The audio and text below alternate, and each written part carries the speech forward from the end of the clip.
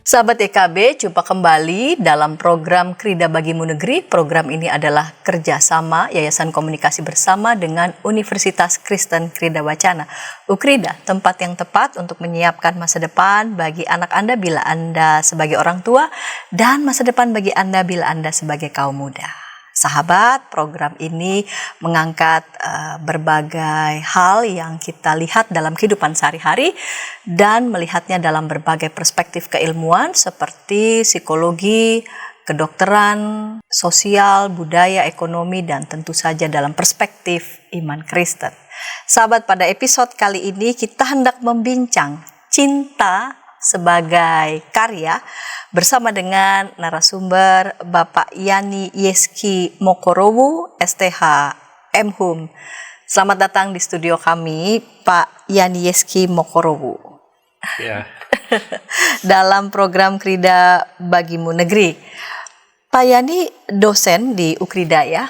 Ya, betul Pendeta Santi. Ya, mengampu mata kuliah filsafat, bahasa, logika, dan berpikir kritis. Ya, betul. Lalu sebagai Kepala Unit Pengembangan Spiritualitas. Iya. Wah, kita membincang tentang cinta sebagai karya. Kita mulai saja ya. Pak Yani, bulan Februari ini bulan yang bertabur dengan cinta. Dan Betul sekali. bertabur dengan coklat, bunga, quote-quote tentang cinta. Tapi pada episode ini kita tidak sedang membincang tentang coklat dan bunga, melainkan tentang cinta sebagai karya. Ya. Ya. Baiklah, Pak Yani ini menulis buku, ya, Makna Cinta Menjadi Otentik dengan Mencintai Tanpa Syarat menurut Soren Kierkegaard, terbitan Canisius. Sahabat bisa mendapatkannya di toko buku Canisius dan dapat membaca serta menikmati. Pak Yani, saya memulai dengan cinta sebagai karya, berarti dari cinta lebih dulu begitu ya? Betul. Ya. Sebetulnya cinta itu apa sih Pak Yani? Suatu yang abstrak kah, konkret kah, seperti apa? Cinta itu bisa dua-duanya ya. Bisa diabstraksi, bisa dikonkretkan. Tapi kalau kita mengacu pada konsepsi umum yang berlaku, maka kita melihat cinta itu adalah sekumpulan emosi dan perilaku yang ditandai dengan tiga hal. Pertama adalah keintiman. Berarti keintiman ini merujuk pada kedekatan dua orang. Ya. Lalu ada keintiman, ada gairah. Ya kalau nggak ada gairah ngapain dekat ya kan? Ya, ya. Dan yang ketiga itu yang paling penting adalah komitmen. Ada gairah, ada keintiman, ada gairah dan komitmen. Biasanya kita kan katakanlah love at the first sight, cinta pada pandangan pertama. Dia merasa pada waktu dia melihat, wow, ada gairah di situ. Maka dia ingin dekat. Tetapi apakah ada komitmen? Nah, itu perlu dipertanyakan. Nah, kalau cinta itu juga butuh perawatan ya. Ada kedekatan, perlindungan, ada daya tarik di sana, ada kasih sayang dan juga kepercayaan. Namun jangan dilupakan bahwa sebagai individu, sebagai manusia, ketika kita berbicara tentang cinta, maka aspek internal dan eksternal kita itu akan memberi pengaruh. Apa yang kita rasakan di dalam dan juga masukan-masukan dari luar itu akan memberikan pengaruh, baik itu positif maupun negatif. Dan ini akan memberikan pengaruh pada kita untuk memanifestasikan cinta itu seperti apa. Oleh karena itu, pengaruh positif seperti misalnya sedang gembira, kita sedang merasa puas gitu. Itu lebih mudah untuk mencintai. Kalau yang katakanlah yang saya rasakan lagi sedang gembira, itu lebih mudah. Lebih mudah untuk mencintai. Karena kan suasana di sekitar kita itu sepertinya mendorong kita untuk mengatakan, oh iya, I'm a loving person gitu. cepat begitu langsung. Cepat langsung mengatakan aku mencintainya begitu. Iya, di saat situasi lagi sedang gembira. Tapi bagaimana misalnya situasinya berubah dalam ada ketegangan gitu? Mudah nggak? Itu cenderung akan lebih sulit ya. Oleh karena itu berkaitan dengan cinta, tata kelola emosi kita itu baik itu positif maupun negatif harus diawasi untuk memampukan kita dengan cermat. Jangan sampai ketika kita melakukan sesuatu bukan atas dasar cinta kita. Bukan atas dasar cinta, melainkan tetapi gerak emosi. Oh, gerak emosi. Apakah cinta itu bukan semacam gerak emosi juga, Pak Yani? Cinta kalau diartikan sebagai emosi, maka semua emosi itu akan menjadi cinta. Kalau itu adalah gerak emosi. Ya. Tetapi ini adalah sebuah bukan hanya konsep ya, tetapi cinta adalah perwujudan dari siapa kita sebetulnya. Perwujudan diri manusia. Jadi boleh dibilang tuh kalau kita sedang membincang tentang cinta, maka kita sebenarnya sedang membincang tentang diri kita sendiri. Betul. Jadi membincang tentang cinta ini hal yang ini ya, lama berarti. Karena berbincang tentang manusia kan. Itu akan sepanjang hayat. Oleh karena itu dalam The American Psychological Association mereka mendefinisikan cinta sebagai a complex emotion. Mendefinisikan cinta sebagai a complex emotion. Jadi emosi yang tidak bisa dijelaskan, boleh dibilang gitu. Suatu kompleksitas tingkat tinggi yang tidak bisa ditangkap begitu saja. Nah, hal ini mudah diterima karena setiap individu memiliki pandangan pribadi dengan segala keunikannya tentang cinta. Saya punya persepsi dong. Ya. Pendeta Santi juga punya persepsi. Ya. Dan ketika kita masuk dalam lingkungan kita juga akan memberikan input, sehingga kita akan mempersepsikan secara berbeda tentang cinta. Nah, beberapa orang berkesimpulan bahwa cinta adalah hal yang paling penting, sedangkan beberapa yang lain bisa berpikir sebaliknya. Sebagai yang penting atau berpikir sebaliknya berarti bergantung apa? Konteksnya. Bergantung bagaimana pengalaman saya. Betul. Mungkin ya tentang apa? Tentang cinta itu. Sebagai contoh, anak-anak yang dididik dalam kasih sayang misalnya, mereka akan mempresentasikan cinta dalam gambaran yang mereka sudah peroleh atau pengalaman yang sudah mereka peroleh seiring dengan relasi dengan keluarga yang mempraktekkan itu. Sehingga ketika anak ini mempraktekkan di luar dan itu ditolak, maka dia akan menemukan suatu keanehan yang terjadi di luar sana. Mengapa di rumah seperti apa? Mempraktekkan kasih sayang, tapi ketika di luar dia menerima penolakan ketika melakukan hal itu, maka itu dianggap sebagai keanehan. Nah, sebaliknya orang yang tidak mengalami itu di dalam lingkup keluarga, dia mempraktekkan hal yang lain, berjumpa dengan komunitas yang berbeda juga, itu akan dianggap aneh. Oleh karena itu, bagaimana kita melihat dalam konsep cinta sebagai a complex emotion ini, itu harus dilihat dalam perjalanan sejarah kita. Akan tetapi, ketika berbicara tentang cinta, memang literatur yang membahas ini kita bisa telusuri sepanjang sejarah. Panjang sekali. Sepanjang sejarah, sepanjang sejarah manusia juga. Karena yang kita bicarakan memang betul diri kita sendiri. Karena itu dengan pemahaman bahwa kasanah cinta ini sangat luas, sepanjang sejarah umat manusia, maka kita harus rendah hati mengatakan bahwa sebagai manusia kita selalu terbatas. Sebagai manusia kita terbatas. Kita selalu terbatas dalam memahami dan mau menangkap esensi dari cinta itu. Kalau Pak Yani sudah tiba pada statement esensi dari cinta itu, berarti cinta itu sesuatu yang sangat bermakna. Ya. Sesuatu yang sangat bermakna. sangat bermakna, sangat bernilai. Sangat bernilai. Cinta itu suatu yang sangat bermakna, sangat bernilai. Apakah karena cinta berbicara juga tentang diri kita sendiri tadi ya?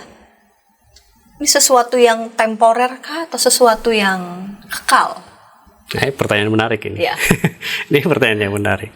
Ini adalah pertanyaan penting sebetulnya yang perlu kita ajukan tentang cinta. Apakah cinta itu kekal atau sementara?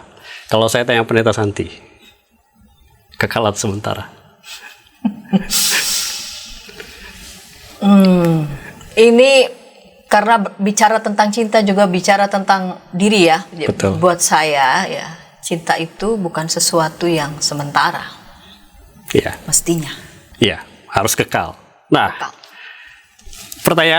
pertanyaan ini sebenarnya sedang mengajukan sebuah masuk dalam sebuah ranah ontologi ataupun epistemik Ya. tentang cinta dalam khasanah filsafat cinta. Ya.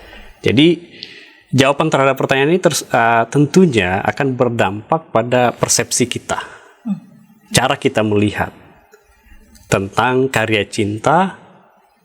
Karena itu, ini pertanyaan yang saya akan ajukan lagi kepada Pendeta Santi adalah terkait dengan pertanyaan pertama. Dapatkah seorang mengatakan hari ini aku mencintaimu, lalu besok aku membencimu? Nah, itu mesti diselidiki ya. Yang saya rasakan sebelumnya itu cinta atau seolah-olah cinta. ini Pak Yani sekarang tanya. Begitu. Oke. Atau bagaimana? Emang susah kan untuk menjawab? Iya. Itu sangat susah. Kan, tapi cara kita memaknai cinta, kalau dihubungkan dengan pertanyaan pertama, apakah cinta itu kekal atau sementara? Maka ide kekekalan dan kesementaraan ini akan memberikan kita sebuah persepsi, tetapi juga akan menuntun pada pola laku kita dalam keseharian. Jika kita mengatakan cinta itu kekal, maka perubahan dalam hal mencintai logis atau tidak? Coba diulang lagi Pak Yani. Jika kita mengatakan cinta itu kekal, Cinta itu kekal. apakah logis Apakah logis? jika terjadi perubahan dalam hal mencintai?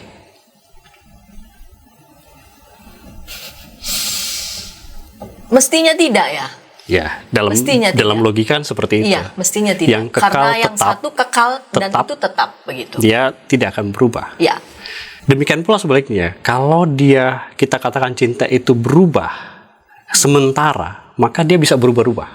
Jadi cantolan kita terhadap konsep kita itu sangat penting. Nah, logika ini menarik perhatian dari buku tadi, Ya. Soren Kierkegaard. Soren Kierkegaard. Karena itu ia secara tegas mengatakan perlu adanya restorasi pemahaman nilai tentang cinta dari level konsep ke level tindakan atau karya cinta. Karena bagi Kierkegaard yang menarik adalah pertanyaannya begini. Apakah ini dia menjelaskan tentang cinta, tapi dia bertanya tentang apakah saya seorang Kristen? Kalau saya tanya apakah Pendeta Santi seorang Kristen? Memang pendeta ya? Iya. Lalu? Kalau saya tanya begitu, Pendeta Santi akan mengatakan seperti apa? Iya, saya seorang Kristen. Bagaimana cara membuktikannya? Lewat tindakan saya. Lewat tindakan. Siapa yang akan memberi penilaian? Orang-orang di sekitar, pengajaran tentang cinta yang sudah dikonsepkan, apakah itu ada dalam diri saya? Nah, itulah pada Kierkegaard ketika dia bertanya apakah saya sebagai orang Kristen, dia akan mengatakan tidak. Saya dalam proses menjadi Kristen. Dalam proses menjadi Tapi Kristen. kapan saya menjadi Kristen sejati? Nanti ketika bertemu Kristus, saya akan mengatakan you are Christian. Oke, baiklah. Kita tahan dulu Pak Yani. Kita akan lanjutkan segmen kedua, namun sebelumnya kita dengarkan pesan-pesan berikut ini.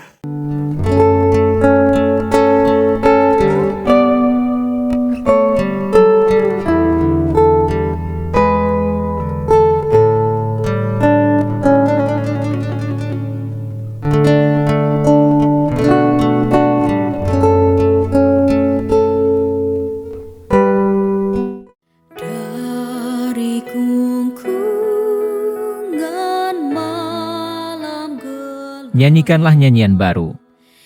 Setiap hari Rabu, pukul 12 waktu Indonesia Barat. Dapat Anda nikmati di channel Lagu Rohani EKB GKI TV.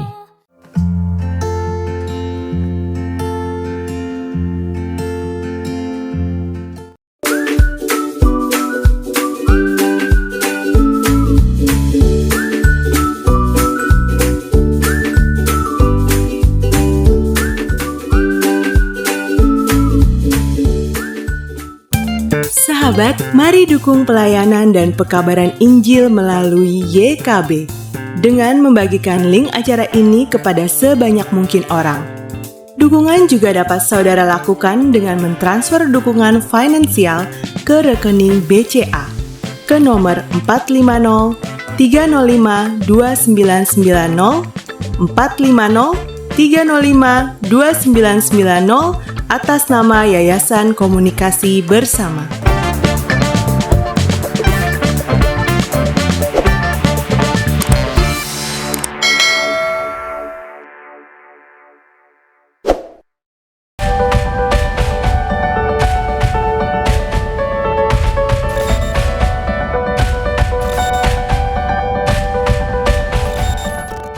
Senang masih bersama dengan kami dalam program Krida Bagimu Negeri. Sahabat, pada episode kali ini kita membincang tentang cinta sebagai karya bersama dengan Bapak Yani Yeski Mokoro, STH MHum. Dan kita sudah tiba di segmen yang kedua. Sahabat, mari boleh memberikan respon ataupun pertanyaan seputar tentang cinta di kolom chat, di kolom komentar yang sudah tersedia. Bapak Yani akan dengan senang hati boleh juga merespon ya dari pertanyaan para sahabat. Pak Yani, kita lanjut di segmen yang kedua ini. Tadi di ujung segmen yang pertama, tadi Pak Yani menyebutkan nama Soren Kierkegaard begitu ya. Kalau ditanya tentang apakah kamu seorang Kristen, ketika pertanyaan itu diajukan pada Soren Kierkegaard akan mengatakan belum atau tidak. Yang saya bisa lakukan adalah proses menjadi Kristen. Karena yang bisa mengatakan apakah saya Kristen atau tidak adalah Kristus sendiri. Dalam kaitannya dengan cinta ini bagaimana? Dalam kaitan dengan kita sebelum ke situ, kita bicara tentang cinta yang kekal atau sementara. Iya, betul. Nah, Soren Kierkegaard mengatakan bahwa cinta itu kekal. Kenapa? Karena itu bersumber dari Allah yang kekal. Akan tetapi, Soren Kierkegaard mengaitkan itu dengan pertanyaan, apakah saya Kristen? Maka saya dalam proses menjadi Kristen.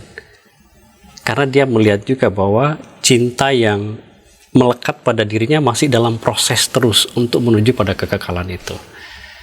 Jadi, manusia ciri khasnya kan berubah. Iya. Nah, oleh karena itu dalam bagian berikutnya kita akan melihat 3 level sebetulnya. Karena ada 3 tahapan untuk kita memeriksa tentang cinta. Pertama, kita akan masuk di bagian ini adalah cinta romansa. Jadi cinta romansa, lalu sesudah itu kita akan masuk pada yang kedua adalah cinta dalam perkawinan. Ya. Dan yang terakhir adalah ultimasi cinta itu adalah bentuk spiritual dari cinta. Disitulah masuk pada level kekekalan. Yang pertama dalam konteks cinta romansa, Soren Kierkegaard dalam bukunya Either Or bagian yang pertama dan kedua, dia mengatakan cinta romansa ini adalah jenis cinta bersyarat. Cinta romansa itu jenis cinta bersyarat. Karena hal ini berdasarkan fakta bahwa ia mengikuti keniscayaan alamiah. Nah, cinta ini didasarkan pada keindahan ragawi yang kelihatan. Jadi yang kelihatan, yang nampak. Kan ini berubah kan? Apakah kalau dia berubah, kita masih akan mencintai? Ya, itu pertanyaan yang serius. Apalagi sekarang kan marak ya. Ya udah, kalau udah nggak suka kita cerai, habis itu kawin lagi. Dan itu mudah terjadi. Nah, cinta yang didasarkan pada yang kelihatan, yang ragawi, ini rawan problem. Cinta yang didasarkan pada ragawi, yang kelihatan atau yang ragawi itu rawan masalah. Kalau kau mencintaiku, beli coklat atau beli bunga. Misalkan. syarat itu kan. Iya, betul. Dan itu Kalau rawan problem. Kalau bunganya nggak datang, mawarnya nggak datang, coklatnya nggak datang, Cintanya hilang. cintanya hilang. Oke. Berarti sementara betul ya. Sementara betul. Bunga mawarnya masih mekar. Iya, mekar cintanya juga. yang udah habis, mawarnya masih mekar, cintanya habis. Oke. Oke. Iya. Nah, cinta yang model ini selalu setia pada tujuan lahiriah yang memerhatikan bentuk ragawi. Perubahan ragawi akan memberikan dampak pada perubahan dalam mencintai. Oleh karena itu fondasi pada yang lahiriah, kecantikan, ketampanan, kekayaan, status sangat rentan. Karena perubahan sekejap itu akan memporak-porandakannya. Itu kalau dalam bahasa either or. Meskipun fakta menunjukkan kalau cinta ini memiliki fondasi pada yang lahiriah, Søren Kierkegaard tetap mengapresiasi. Kenapa? Karena cinta ini sebenarnya mulia. Karena Sebenarnya mulia. Karena itu adalah cikal bakal orang belajar untuk mencintai. Ya. Yang bukan ada dirinya, tapi yang di luar sana. Karena cinta itu mengadakan ada intensi begitu Betul. ya. Jadi cikal bakal, dan cikal bakal dia mencintai ini kemudian nanti akan masuk pada level kesadaran. Nah, ketika sudah masuk pada level kesadaran, dia akan mulai mengolah. Dan ini adalah proses belajar. Ya.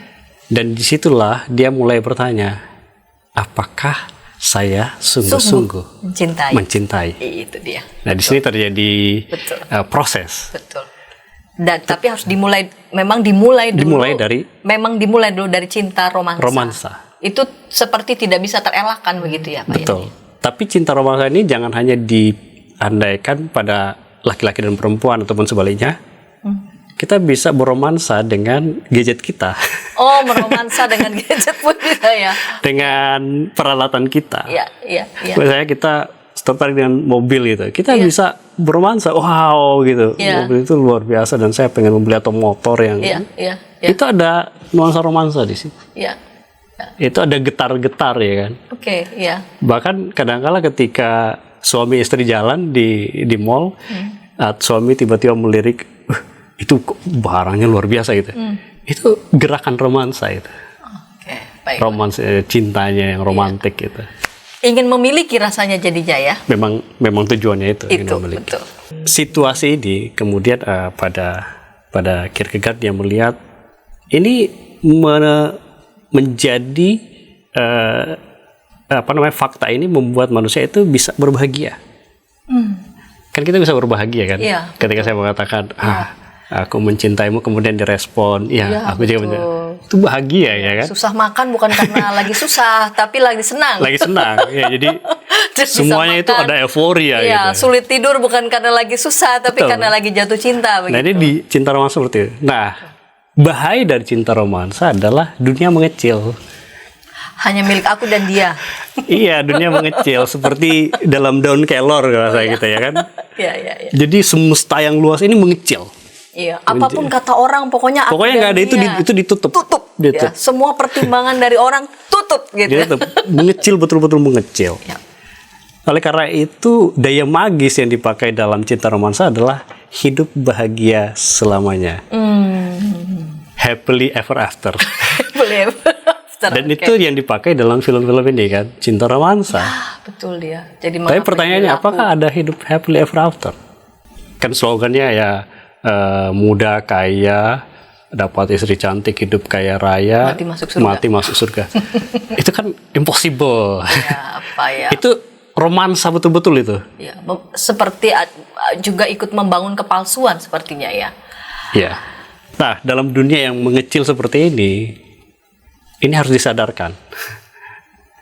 Jadi Kierkegaard meminta, ya kalau orang tua juga kan punya anak-anak di rumah seperti itu, harus disadarkan. Bagaimana caranya menyadarkan?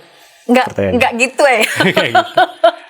Harus disadarkan. Masalahnya dunianya lagi mengecil ini. Lagi mengecil. Jadi harus dibuka Ya, lagi betul. dan ditunjukkan bahwa ada tanggung jawab. Ada tugas. Ada komitmen. Ada banyak yang harus dipenuhi. Nah, dengan membawakan hal itu, maka dunia yang mengecil itu seyogyanya akan terbuka. sehingga mereka tidak akan berada di bawah pengaruh dari daya magis cinta romansa. Bahwa hidup bukan berakhir di situ. We still have long to go. Masih ada banyak, perjalanan masih jauh. Tetapi itu jangan dianggap sebagai sesuatu yang harus ditolak, enggak. Karena itu bagian dari proses perjalanan manusia untuk memahami apa itu cinta. Kalau dia tidak melewati proses itu, bagaimana dia masuk pada bagian yang kedua, cinta sebagai kewajiban dalam cinta perkawinan. Cinta sebagai kewajiban, karena tadi itu ya naik level. Ada kewajiban, ada apalagi komitmen. Betul. Seperti itu ya. Oleh karena itu berangkat dari cinta romansa ini, kemudian kita harus masuk pada level yang kedua, cinta perkawinan ini menyangkut moralitas. Pertanyaan adalah, kalau pada cinta romansa, kita cocok nggak berbicara tentang tanggung jawab masa pacaran? Iya, tetap ada tanggung jawab. Tapi apakah sama dengan kewajiban yang dibicarakan dalam lembaga perkawinan? Tidak. Jauh iya, sekali. Betul. Gonta-ganti pacar itu kan bisa terjadi. Tapi apakah kita bisa gonta-ganti istri? Gonta-ganti suami? Karena sudah ada lembaga perkawinan yang ditetapkan. Ya. Atau mungkin kita akan mengatakan begini, kalau gitu supaya pacaran itu lebih bisa diatur, kita buat aja lembaga pacaran. Iya, bikin materainya. Tapi kalau udah ada lembaga pacaran dengan ada lembaga perkawinan, bukankah itu jadi sama saja dengan lembaga perkawinan? Ya, yang penting ketika merasa ya aku mau punya tanggung jawab lebih begitu, bikin lembaga. Jadi langsung masuk aja ke lembaga perkawinan, karena dalam lembaga perkawinan itulah kita mulai terbuka. Kalau dia cinta romansa masih banyak tertutupnya, ketika masuk pada level cinta perkawinan kita mulai terbuka. Apa yang kelebihan kekurangan? Apakah kita mau menerima kekurangannya, kelebihannya? Di situ kita mulai jujur, di situ kita mulai mempraktekkan sikap dapat dipercaya. Ya.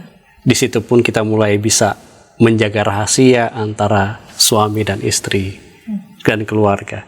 Dan di situ kita mulai merayakan intimasi dalam keluarga.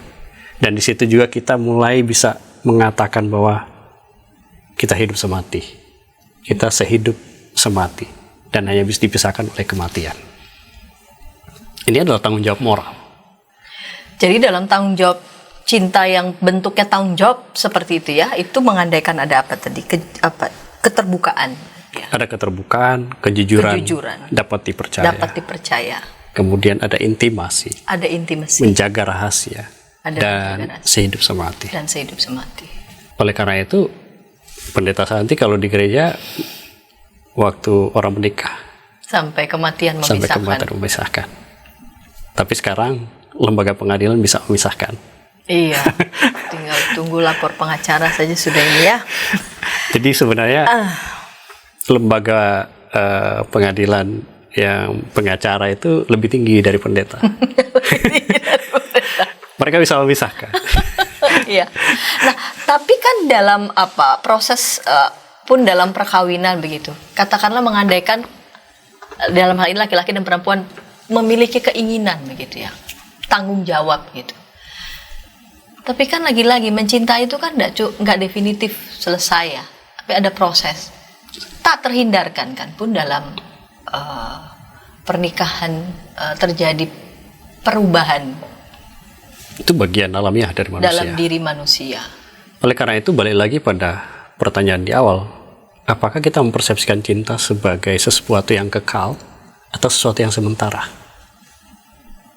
Ini logika berpikir kita perlu dibawa ke sana, sehingga kita bisa mengatakan bahwa oh ya, saya dalam kekekalan mencintai. Nanti kita akan melihat pada ultimasi bagian yang baiklah, ketiga. Kita akan masuk segmen ketiga, namun sebelumnya kita dengarkan pesan-pesan berikut ini. Tanganku dipegang. Injil dalam Melodi. Setiap hari Kamis, pukul 12 waktu Indonesia Barat. Dapat Anda nikmati di channel Bedah Lagu YKB GKI TV.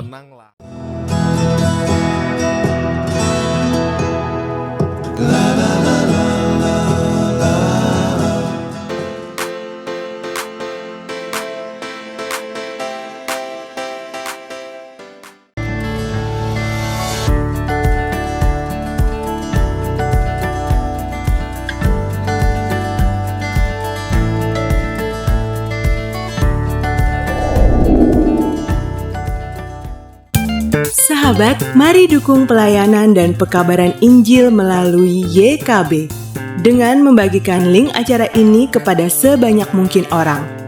Dukungan juga dapat saudara lakukan dengan mentransfer dukungan finansial ke rekening BCA ke nomor 450 305 2990 450 305 2990 atas nama Yayasan Komunikasi Bersama.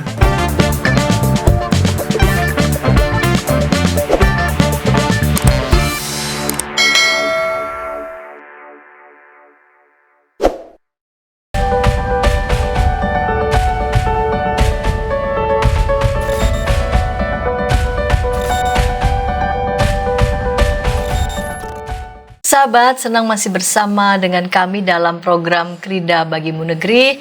Kita sedang membincang cinta sebagai karya. Kita tiba di segmen yang ketiga bersama dengan Bapak Yani Yeski Mokorowu, STHM Hum, mengampu mata kuliah Filsafat Bahasa Logika dan Berpikir Kritis, serta sebagai Kepala Unit Pengembangan Spiritualitas. Sahabat, kita sudah saat ini kita memasuki segmen ketiga. Mari saya mengajak sahabat boleh berinteraksi melalui kolom komentar yang sudah tersedia. Pak Yani, langsung saja kita sudah di segmen ketiga. Baik. Pada level ketiga. Baik, level ketiga itu adalah ultimasi cinta. Di sini kita berbicara tentang spiritualitas cinta. Spiritualitas cinta. Jadi spiritualitas cinta itu adalah cinta kepada Tuhan dan sesama.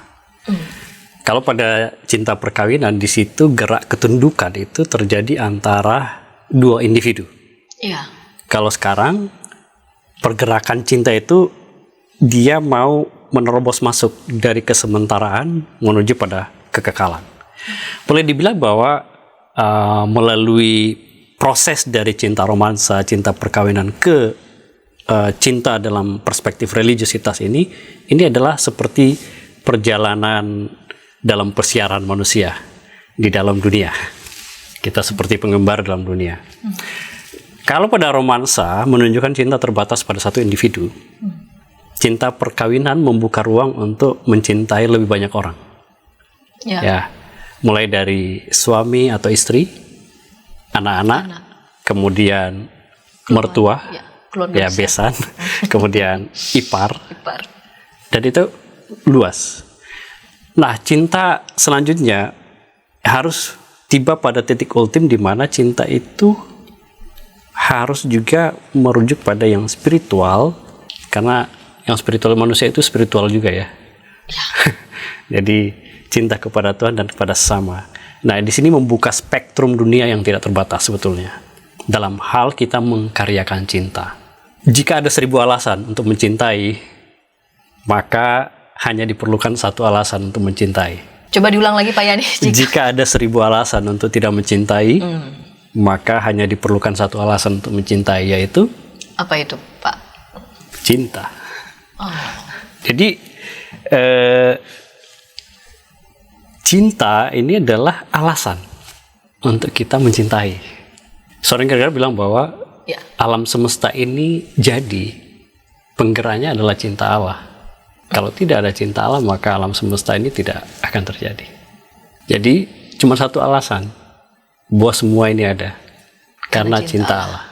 Nah, ini menjadi jawaban terhadap pertanyaan di awal, apakah cinta itu kekal atau sementara?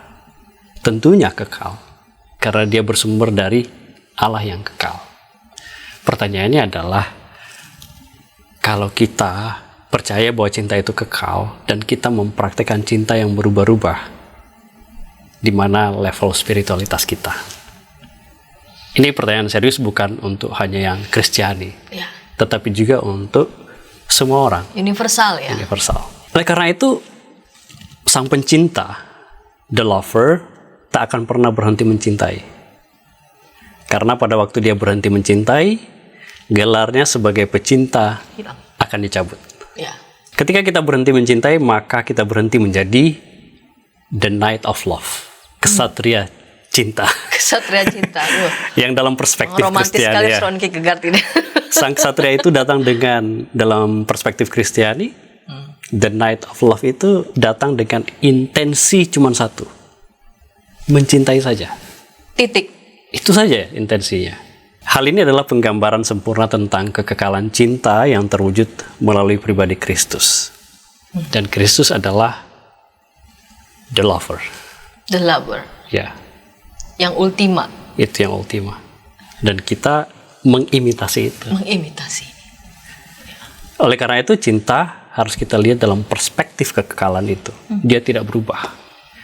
Siapa yang berubah? Kita yang berubah. Manusia yang berubah. Manusia yang berubah. Apakah dalam diri manusia tidak ada yang tetap kah? Cinta itu tetap. Tetapi perubahan kita mendegradasikan cinta yang harusnya kekal itu. Kita menarik yang kekal itu menjadi sementara. Karena cinta Allah semesta ini jadi termasuk kita. Berarti ada cinta dalam semua ciptaan Allah, kan begitu berarti Iya. ya. Pun dalam diri manusia. Jadi ketika ada perubahan dalam diri manusia ya. Entah Berubah. itu kekecewaan, kemarahan, kesedihan, kepahitan, penolakan dan sebagainya. Maka bisa saja manusia mempersepsi cinta pun benar-benar jadi berubah. Karena dipengaruhi oleh itu. Tetapi kalau dia kembali pada Yang cinta kekal sebagai kekal itu, maka dia akan melihat ini sebagai secondary. Oke, The primer adalah yes. cinta itu. Nah, yang lain itu mestinya karena yang kekal itu hanya cinta, maka yang bukan itu yang sementara. Iya. Logikanya begitu. Logikanya seperti Logikanya begitu. Baik. Pak Yani, ini kaitan kita bicara soal cinta sebagai karya, relevansinya dan Pak Yani tadi sudah menjelaskan begitu ya, dengan memotret pandangan Soren Kierkegaard. Level-level cinta romansa bukan suatu yang buruk, berangkat dari situ lalu kemudian akan diolah cinta romansa itu akan apakah masuk dalam yang lebih tinggi lagi levelnya, masuk cinta dalam pengertian tanggung jawab ya, moralitas dan di ultima. Kaitannya dengan kehidupan kita sehari-hari, kehidupan sosial kita sekali sehari-hari, begitu juga dengan perubahan sosial, teknologi yang bisa saja mungkin akan mengubah persepsi kita tentang cinta. Tanggapan Pak Yani. Jadi kita berada dalam kilatan perubahan sosial saat ini ya. Kita melihat dunia itu cepat sekali berubah. Nah, para ahli sosiologi mendefinisikan perubahan sosial sebagai perubahan dalam interaksi dan hubungan manusia yang mengubah institusi budaya dan sosial. Nah, perubahan ini terjadi dari waktu ke waktu dan seringkali memiliki konsekuensi mendalam dan jangka panjang bagi masyarakat. Nah, hal yang menarik dalam konteks perubahan kilat atau super cepat yang didesak oleh teknologi dalam media dan informasi, ini tentu kita harus menyikapinya dengan bijak. Jangan sampai teknologi itu kemudian memperbudak kita tentunya. Tetapi bagaimana kita memanfaatkan teknologi untuk kemajuan peradaban manusia. Kita tentu harus tetap menjadi penentu arah dan tujuan. Demikian pula dalam hal mencintai. Ketika cinta itu adalah sesuatu yang kekal, sesuatu yang tetap, maka kita harus menjaga nilainya itu. Oleh karena itu, panggilan orang untuk mencintai itu sebenarnya panggilan universal. Panggilan untuk mencintai. Panggilan universal. Kalau kita memakai kata panggilan itu kan sangat Kristiani ya, ya calling gitu. Itu panggilan universal sebetulnya. Bukan hanya untuk yang agama tertentu, tapi semua orang dipanggil untuk itu sebetulnya.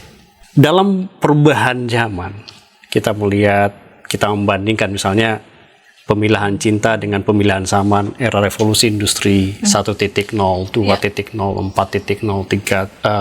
mungkin berapa titik nol lagi. Apakah kita akan menerima begitu saja untuk memetakan dan memilah tentang cinta dibagi dalam zaman? Tidak ada samaan untuk cinta. Tidak ada samaan cinta 1.0, 2.0, 3.0, 4.0, dan seterusnya. Tidak ada. Karena memang tidak dapat diperlakukan seperti itu. Mengapa? Karena hakikat cinta tidak bisa direduksi ke dalam ukuran-ukuran yang ditetapkan manusia. Kita punya ukuran. Tetapi ukuran yang kita buat itu ukuran yang berdasarkan standar kita. Mengapa? Karena cinta selalu mempunyai ada yang disebut daya melampaui. Cinta Mempunyai di dalam cinta itu ada daya melampaui. Melampaui apa? Dan ini adalah hakikatnya. Contoh, seseorang dapat berbagi makanan dengan orang lapar, meskipun orang itu tidak dikenalnya atau orang asing. Saya bisa berbagi. Ini melampaui loh. Itu daya melampaui. Kita bisa rela berkorban supaya orang yang kita kasihi mendapat hal yang lebih baik. Orang tua berjerih lelah dari pendidikan anaknya. Itu daya melampaui. Dan berarti dia ada berkorban di situ. Atas nama cinta. Kemudian kita tergerak membantu orang yang terkena musibah. Ya, kita lagi bergumul juga dunia dengan di gempa di Turki dan Suriah. Begitu banyak orang mendonasikan. Bahkan langsung datang ke sana. Langsung datang ke sana. Itu adalah daya yang melampaui yang digerakkan oleh cinta. Kita menangis dengan orang yang sedang berduka. Kita nggak berduka, tapi ada orang yang sedang berduka. Ini daya melampaui. Kita terluka dengan mereka yang tertindas. Kita tidak mengenal mereka, tapi kita terluka gitu. Bahkan kita bisa memberikan nyawa untuk orang lain. Itu karena ada daya melampaui. Daya melampaui. Founding fathers kita, Indonesia, rela berjibaku dalam pertempuran. Mereka meregang nyawa atas nama cinta juga. Apakah dalam cinta kalau begitu ada luka juga bisa saja Pak Yani? Mencintai sampai sakit bisa kata. Mencintai sampai sakit, sehingga sakit itu tidak terasa lagi. Aduh, ini. Itu dah daya melampaui. Itu daya melampaui. Daya melampaui. Selalu ada yang melampaui. Ketika Kristus meregangkan nyawanya di kayu salib, itu daya yang melampaui. Selalu ada yang melampaui yang tidak bisa kita jelaskan. Dan daya melampaui ini adalah daya magis. Tapi tidak sama dengan cinta romansa ya, daya magisnya. Beda daya magisnya dalam cinta romansa. Yang dimiliki setiap pecinta itu daya magis, daya melampaui ini. Itulah yang disebut true love. Oleh karena itu ketika orang bertindak dalam cinta sejati biasanya akan membuat orang menggeleng-gelengkan kepala. Wow, kok bisa dia melakukan itu? Wow, itu tak bisa saya pikirkan. Wow. Bisa menanggungkan macam-macam yang kita sebut penderitaan apapun. Sepertinya ya. Ya, jadi sesuatu yang nggak ada kata-kata untuk bisa dijelaskan. Bahkan kita tidak bisa menjelaskan ketika Yesus mati di kayu salib, nggak ada kata yang bisa menjelaskan penderitaan itu. Kita nggak tahu apa yang Yesus rasakan. Tapi bahwa kita tahu itu painful, itu menderita. Kita tahu, tapi kita tidak bisa menjelaskan itu. Oleh karena itu, dalam konteks ini maka cinta tidak akan pernah dapat dikapitalisasi atau dikerangkeng. Kalau dalam kita pengertian itu. Dalam pengertian itu, ketika cinta sudah masuk dalam tahap kekekalan itu, mempunyai daya melampaui, tidak ada lagi yang bisa membelinya. Cinta yang demikian adalah cinta yang akan terus mengepakkan sayapnya untuk membebaskan para pencinta untuk terus mencintai. Karena itu adalah panggilan moralnya. Dalam ungkapan Kristiani, ini mungkin sudah masuk closing ya.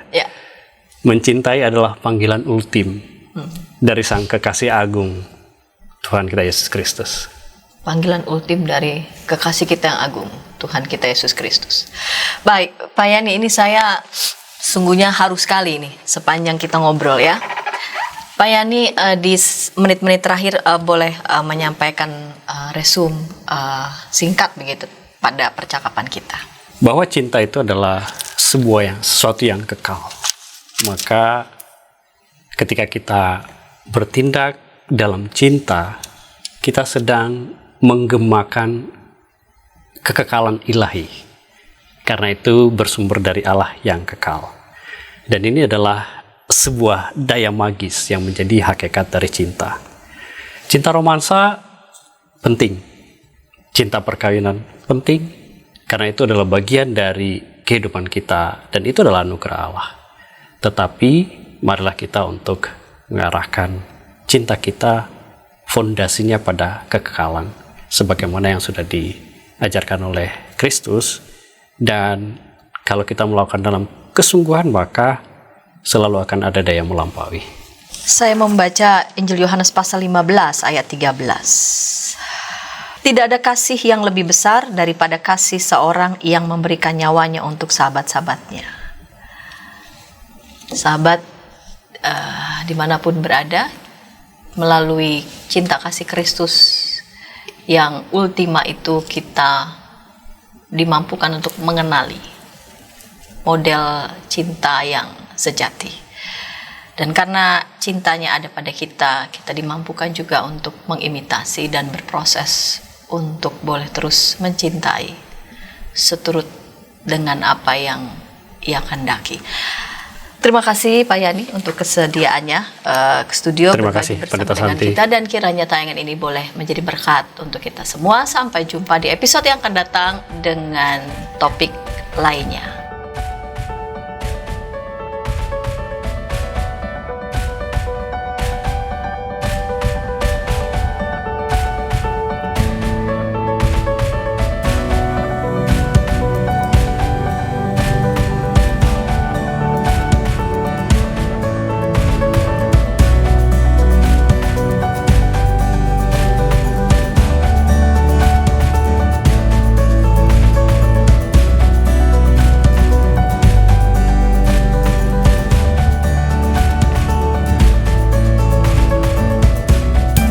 Sahabat, mari dukung pelayanan dan pekabaran Injil melalui YKB dengan membagikan link acara ini kepada sebanyak mungkin orang. Dukungan juga dapat saudara lakukan dengan mentransfer dukungan finansial ke rekening BCA ke nomor 450 305 2990 450 305 2990 atas nama Yayasan Komunikasi Bersama.